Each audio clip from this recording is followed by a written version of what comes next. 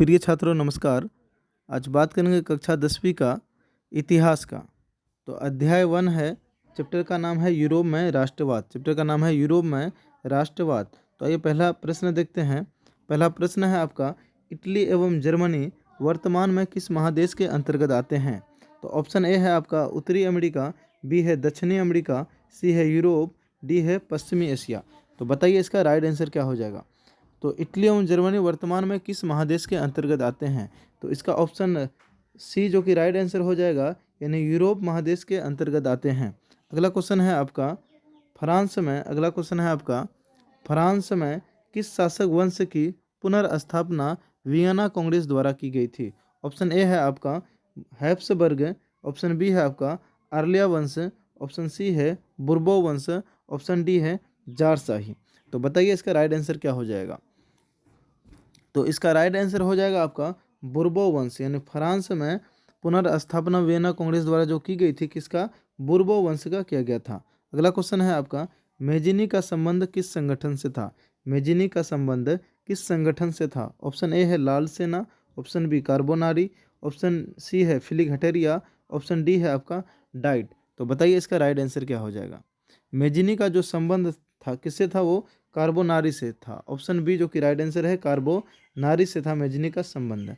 अगला क्वेश्चन देखते हैं।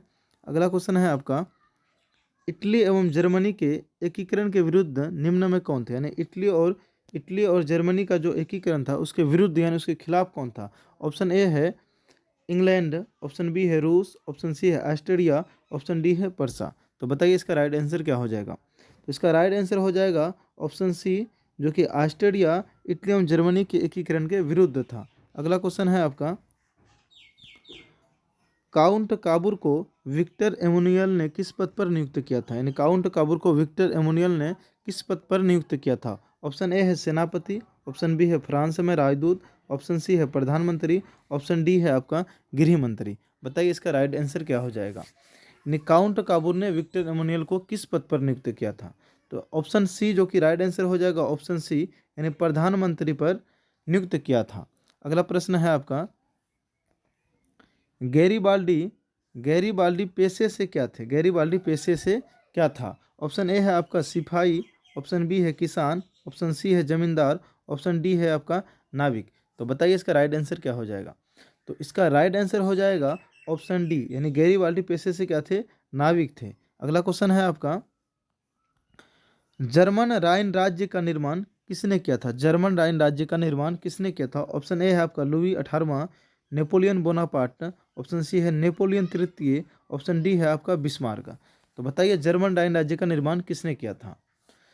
तो इसका राइट आंसर हो जाएगा ऑप्शन बी जो कि नेपोलियन बोनापार्ट ने जर्मन राइन राज्य का निर्माण किया था। किसने किया था? नेपोलियन बोनापार्ट ने। अगला प्रश्न है आपका, जालवेरिन जालवेरिन एक संस्था थी, कहता जालवेरिन एक संस्था थी, किसकी संस्था थी? ऑप्शन ए है आपका क्रांतिकारी की, ऑप्शन बी व्यापारियों की, ऑप्शन सी है विद्वानों की, ऑप्शन डी है पादरी संतों की। तो बताइए इसका राइट आंसर क्या हो जाएगा। तो इसका राइट आंसर हो जाएगा ऑप्शन बी, यानी जालवेरिन एक संस्था थी, किसकी थी? व्यापारियों की एक संस्था थी। तो अगला क्वेश्चन देखते हैं। अगला क्वेश्चन है आपका, रक्त एवं लोह की नीति का अवलंबन किसने किया था? ये क्वेश्चन कई बार बोर्ड एग्जाम में पूछा गया है। रक्त एवं लोह की नीति का अवलंबन किसने किया था? ऑप्शन ए है मेजिनी, बी है हिटलर, ऑप्शन सी है बिस्मार्क और डी है विलियम प्रथम। तो बताइए 9 का राइट आंसर क्या हो जाएगा। तो इसका राइट आंसर हो जाएगा ऑप्शन सी, यानी रक्त एवं लोह की नीति का अवलंबन किसने किया था? बिस्मार्क ने किया था। अगला क्वेश्चन है, फ्रैंकफर्ट की संधि अगला क्वेश्चन है आपका, फ्रैंकफर्ट की संधि कब हुई? ऑप्शन ए है 1864, option B 1866, option C 1870, option D है आपका 1871। तो बताइए फ्रैंकफर्ट की संधि कब हुई थी? तो इसका राइट आंसर हो जाएगा ऑप्शन डी, यानी फ्रैंकफर्ट की संधि कब हुई थी? 1871 ईस्वी में। अगला क्वेश्चन है आपका, यूरोप वासियों के लिए किस देश का साहित्य एवं ज्ञान विज्ञान प्रेरणा स्रोत रहा था? तो ऑप्शन ए है आपका जर्मनी, ऑप्शन बी है यूनान, ऑप्शन सी है आपका तुर्की, ऑप्शन डी है इंग्लैंड। तो बताइए यूरोप वासियों के लिए किस देश का साहित्य एवं ज्ञान विज्ञान प्रेरणा स्रोत रहा? तो इसका राइट आंसर हो जाएगा आपका ऑप्शन बी, यानी यूनान। राइट आंसर क्या हो जाएगा? यूनान, यानी ऑप्शन बी। अगला प्रश्न देखते हैं। प्रश्न नंबर 12 है, ये लास्ट प्रश्न है इस चैप्टर का ऑब्जेक्टिव, जो कि 1829 ईस्वी की एड्रियानोपल की संधि किस देश के साथ हुई थी? ऑप्शन ए है तुर्की, ऑप्शन बी है यूनान, ऑप्शन सी है हंगरी, ऑप्शन डी है पोलैंड। तो बताइए इसका राइट आंसर क्या हो जाएगा, जो कि 1829 ईस्वी की एड्रियानोपल की संधि किस देश के साथ हुई? ऑप्शन ए हो जाएगा राइट आंसर, जो कि तुर्की के साथ हुई। तो आइए इस चैप्टर में खाली स्थान भी है और मिलान चिन्ह भी है, सभी को हल करते हैं। अगर आप सबको ये वीडियो अच्छा लगा तो प्लीज़ चैनल को सब्सक्राइब जरूर कीजिएगा। तो आइए खाली स्थान देखते हैं। खाली स्थान में आपका पहला है प्रश्न कि सेडेवा में ही एक महाशक्ति के पतन पर दूसरी यूरोपीय महाशक्ति जर्मनी का जन्म हुआ था।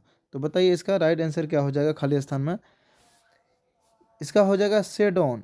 आपका हो जाएगा खाली स्थान में सेडोन, यानी सेडोन के युद्ध में ही एक महाशक्ति के पतन पर दूसरे यूरोपीय महाशक्ति जर्मनी का जन्म हुआ था। अगला दूसरा खाली स्थान है आपका सेडेवा का युद्ध। सेडेवा का युद्ध किसके साथ हुआ था? ऑस्ट्रेलिया। आपका हाथ से लिखने में थोड़ा दिक्कत हो रहा है। ऑस्ट्रेलिया, ऑस्ट्रेलिया और पर्सा, ऑस्ट्रेलिया और पर्सा, यानी सेडेवा का युद्ध ऑस्ट्रेलिया और पर्सा के बीच हुआ था। अगला खाली स्थान है आपका 3 नंबर, जो कि 1848 की फ्रांसीसी क्रांति ने युग का भी अंत कर दिया था, यानी मेटरनिक युग का अंत कर दिया था। मेटरनिक युग का अंत कर दिया था, यानी 1848 ईस्वी की फ्रांसीसी क्रांति ने मेटरनिक युग का अंत कर दिया था। अगला 4 नंबर क्वेश्चन है, वेटिकन सिटी के राजमहल जहां खाली स्थान रहते थे जो इटली के खाली स्थान से बचा रहा। तो खाली स्थान में आपका हो जाएगा वेटिकन सिटी के राजमहल जहां पोप, जहां क्या रहते थे? पोप रहते थे जो इटली के एकीकरण एकीकरण से बचा रहा। खाली स्थान में क्या होगा? वेटिकन सिटी के राजमहल जहां पोप रहते थे जो इटली के एकीकरण से बचा रहा। तो 5 नंबर क्वेश्चन है, यूनान को एक स्वतंत्र राष्ट्र घोषित करने के बाद बवरिया के शासक कौन थे? बवरिया के शासक, तो यहाँ हो जाएगा आपका खाली स्थान में ऑटो, है ना। यूनान को एक स्वतंत्र राष्ट्र घोषित करने के बाद बवरिया के शासक ऑटो को वहाँ का राजा घोषित किया गया था। 6 नंबर क्वेश्चन है, हंगरी की राजधानी। तो हंगरी की राजधानी आपका कहाँ है? बुडापेस्ट। हंगरी की राजधानी आपका बुडापेस्ट, बुडापेस्ट। हंगरी की राजधानी कहाँ है आपका? बुडापेस्ट है। तो ये मिलान चिन्ह देख लेते हैं। मिलान चिन्ह भी आपका दिया हुआ है। तो पहला आपका निम्नलिखित समूहों का मिलान करें, निम्नलिखित समूहों का मिलान करें। तो समूह अ है और समूह ब है। पहला आपका एक का मेजिनी, मेजिनी का संबंध किससे था? तो मेजिनी का संबंध था आपका राजनीतिक से। किससे था आपका मेजिनी का संबंध? था राजनीतिक से। मेजिनी का संबंध किससे था? राजनीतिक से। अगला है आपका 2 नंबर है, 2 नंबर जो कि यहाँ पे है दिया हुआ, यहाँ से हट गया था यहाँ से। हिगेल, हिगेल का संबंध किससे था? तो हिगेल का संबंध आपका था, जो कि 2 का हो जाएगा क, किससे था? दार्शनिक थे, दार्शनिक से था। हिगेल का संबंध किससे था? दार्शनिक से था।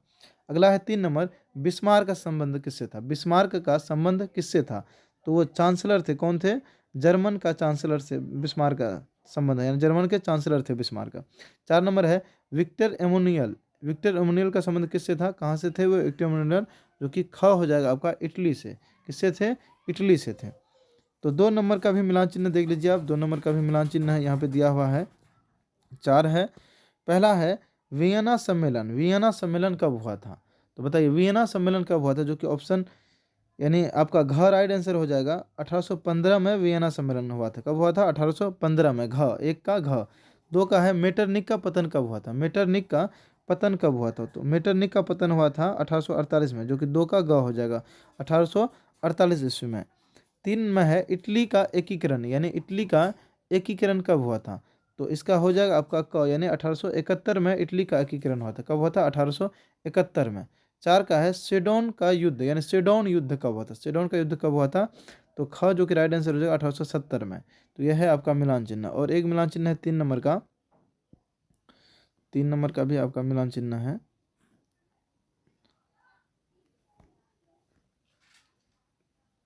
तो 4 ही मिलान चिन्ह है आपका।